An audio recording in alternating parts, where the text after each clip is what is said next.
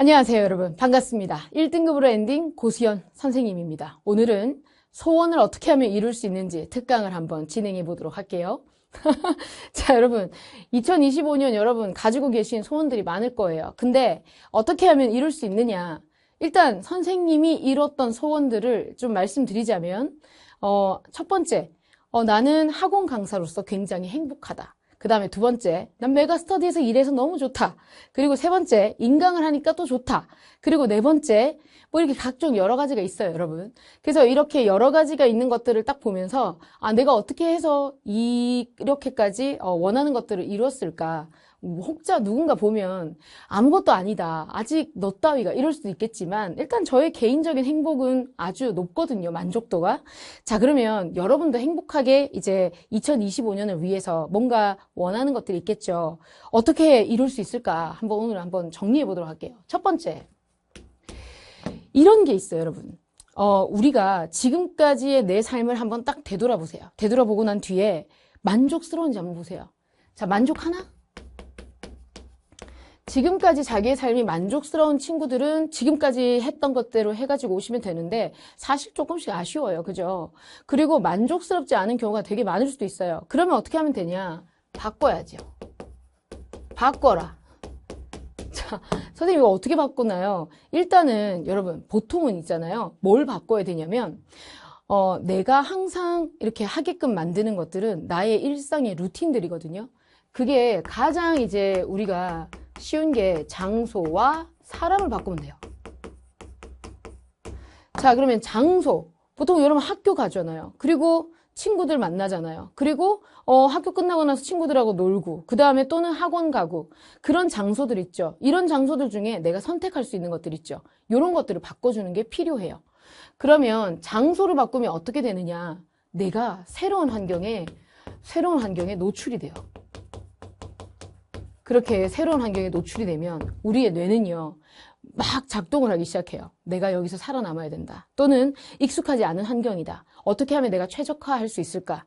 그러면서 이제 새로운 방법들이나 새로운 관점들이 생겨요.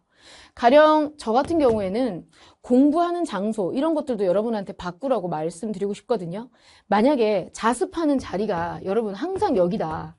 바꾸세요. 예를 들어서 어떤 자리를, 이쪽 기퉁이 넣어. 아니면 이쪽 기퉁, 아니면 기둥 뒤, 아니면 다른 층, 아니면 다른 스카 이렇게 바꿔주는 거 도움이 되실 거예요. 그렇게 바꿔주면서 새로운 환경 그때마다 내가 공부하는 것을 좀 익숙해진다는 말은 새로운 환경에 적응하는 게 익숙해지게끔 그렇게 연습을 해보는 것도 중요해요. 우리가 치는 모의고사, 수능 같은 것도 매번 새로운 문제들을 만나가지고 맞닥뜨려서 우리가 풀어야 되잖아요. 익숙한 게 하나도 없어요. 그렇기 때문에 이런 새로운 환경에 노출했으면 좋겠다. 그 다음에 사람은 뭐냐? 사람은요, 일단 없으면 좋아요. 왜냐하면 여러분 인생에서 좀 중요한 목표를 달성할 때 별로 사람이 도움이 안 될 가능성이 높아요. 사람이 도움이 되는 경우는 어떤 경우냐? 여러분의 레벨도 높고 해당하는 사람의 레벨도 높고 수준이 맞으면 서로가 도움이 돼요. 근데 나도 낮고 상대도 낮다. 그러면 이제 발전이 없죠. 나는 낮은데 상대는 높다. 민폐죠. 그러니까 이 사람이라고 하는 것도 사실 좀 없을수록 좋아요. 근데 여러분이 이제 나는 좀 지금은 좀 내가 원하는 상황은 아니지만 그래도 좋은 사람들하고 함께 있고 싶어. 그러면 이제 좋은 게 뭐냐면 책이에요.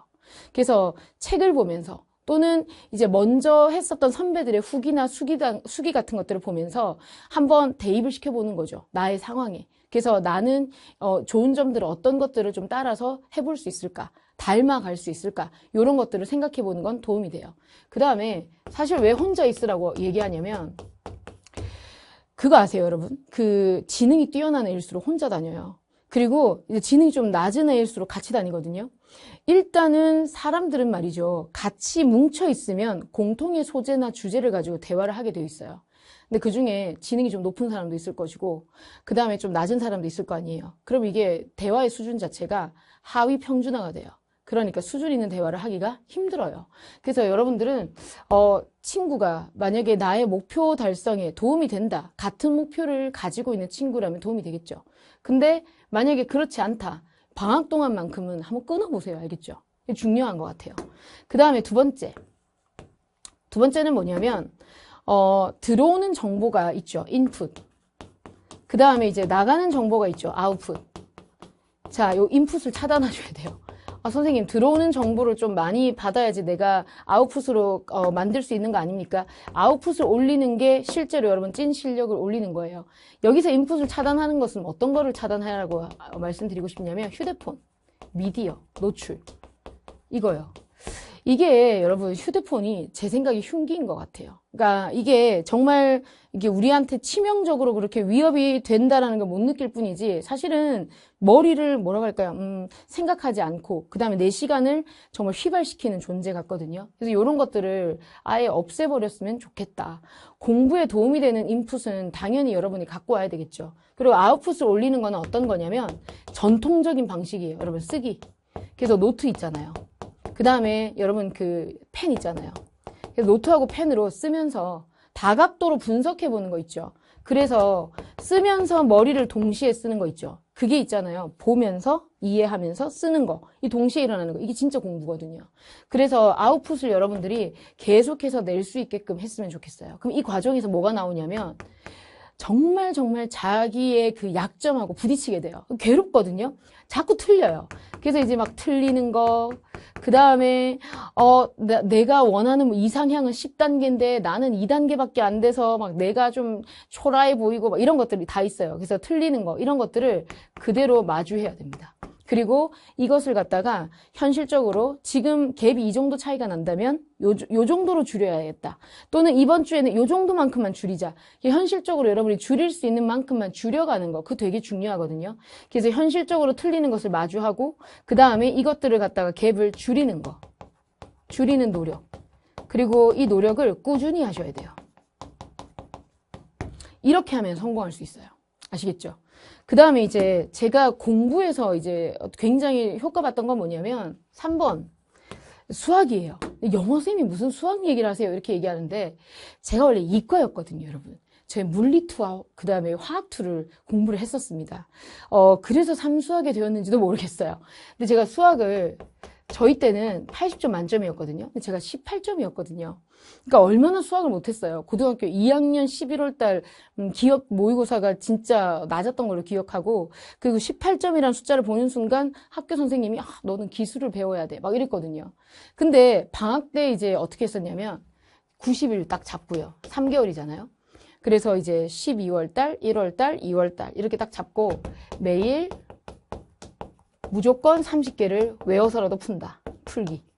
이거를 갖다가 그냥 했었어요. 저 혼자. 이름을 약속 노트라고 적었어요. 이렇게 약속 노트. 나와의 약속이다. 그래가지고 이제 여기 그때 당시에 이제 디딤돌에서 나오는 개념 원리 가지고 했었는데 1번 막 문제를 풀었어요. x제곱 플러스 y제곱은 4. 그러면 반지름이 2인 원을 그리고 막 이렇게 하잖아요, 여러분. 그럼 이제 이런 거 하다가 만약에 틀렸다. x 다시 밑에서 쓰고 이 정도 하게 되면 문제를 외우고요. 그 다음에 디딤돌은 밑에 보면 유제라고 또 있었어요. 그 유제는 숫자 바꿔가지고 비슷한 유형을 또 푸는 거거든요. 요렇게 3개월 동안 딱 90일 동안 매일 30개를 풀었는데 정확하게 3월 달에 모의고사 봤을 때 64점 나왔거든요. 그러니까 이게 뭘 얘기하냐면 아무것도 아닌 것 같은데 매일매일 하잖아요. 이 누적 효과가 엄청납니다. 그래서 우리가 영어에서는 컴파운드 이펙트라고 해요. 복리 효과라고 하거든요. 그래서 매일매일 하는 것 자체가 되게 중요해요. 여러분 단어 외우는 거 되게 싫어하죠? 저도 단어 외우는 거 되게 싫어해요.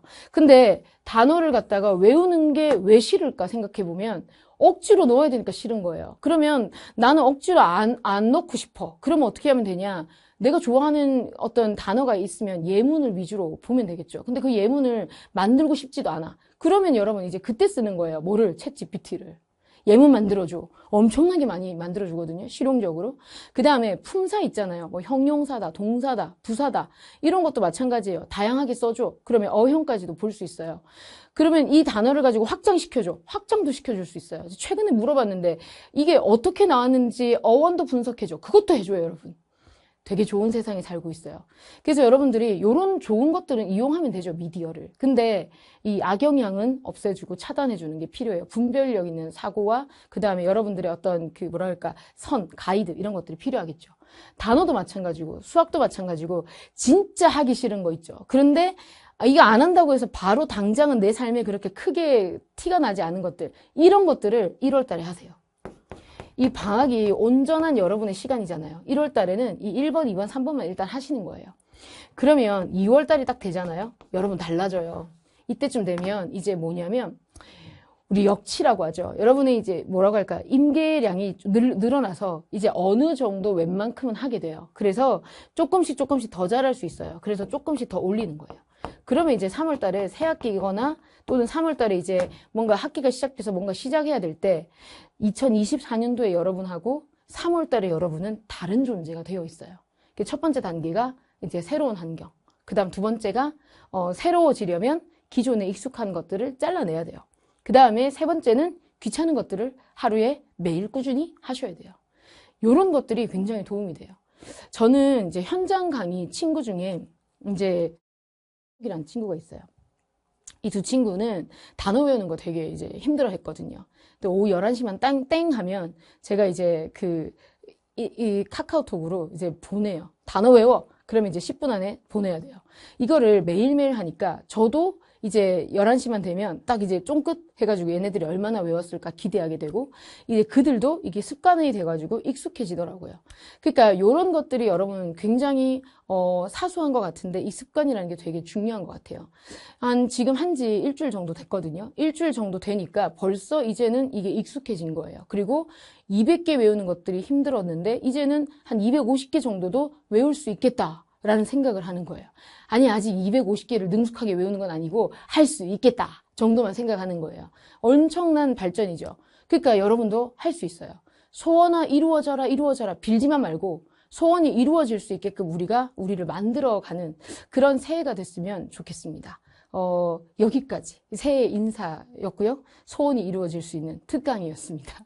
모쪼록 여러분한테 도움이 됐으면 좋겠고요. 오늘 한번 이 시간에 여러분이 1번, 2번, 3번 내가 뭘 할 수 있을까 한번 차분하게 생각해 줬으면 좋겠습니다.